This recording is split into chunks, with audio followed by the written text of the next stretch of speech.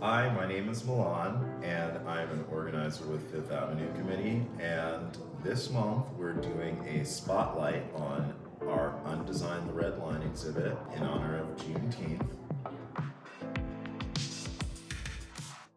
Redlining was basically a series of practices that were meant to discriminate against and deny loans for homes for Black and brown people.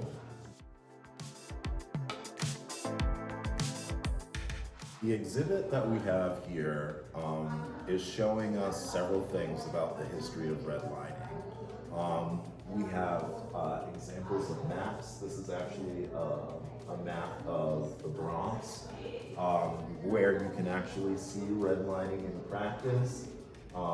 These red areas are where Black and brown people tended to live and where loans for homes typically weren't approved by the government or wouldn't be insured by the government.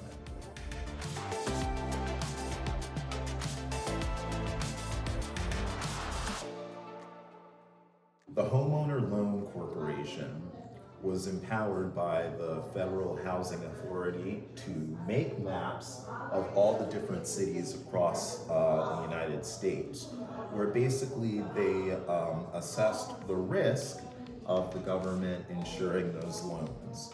So, for all areas that are green, then loans would be basically approved as a go. Actually, it's really valuable to think of it kind of as a stoplight because the colors match up approximately. So green means go, pretty much. Blue is for business people and things like that. So that was typically a yes as well. Yellow would mean declining, and then red would mean a redlined area where you would typically see Black people, other brown ethnicities, and different kinds of European immigrants who probably didn't speak the language, that language being English, very well.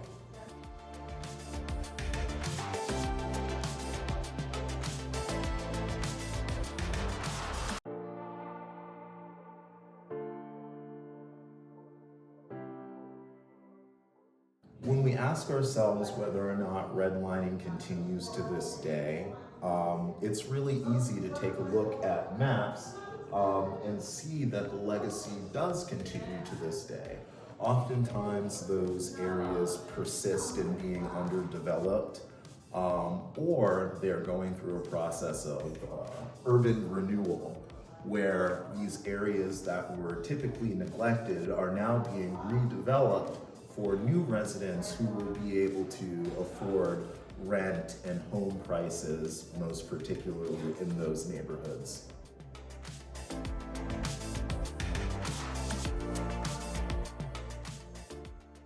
It's an interesting question to think about whether or not there are neighborhoods that basically are still subject to getting denied home loans.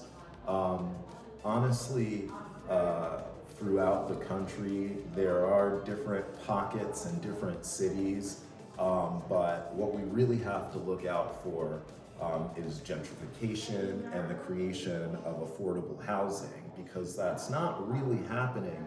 And here at Fifth Avenue Committee, we try our best to make sure that we contribute to the establishment and the maintenance of fair housing and affordable housing. If I was going to connect redlining with Juneteenth, it would be to recognize that both of them are about systems of oppression, and both of them are about racism. Juneteenth is a celebration of the end of chattel slavery here in America, but we have so much more work to do to undo the long-lasting impacts of redlining.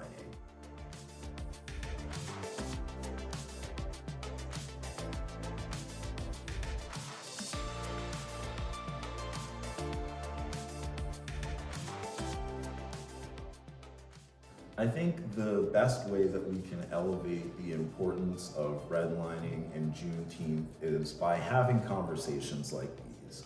It's important that we're honest about the history that we have lived as a nation, and it's important that we're honest about those solutions as well. And I think that being honest about undesigning redlining is going to be the best way that we can really uplift this conversation and find ourselves making positive results.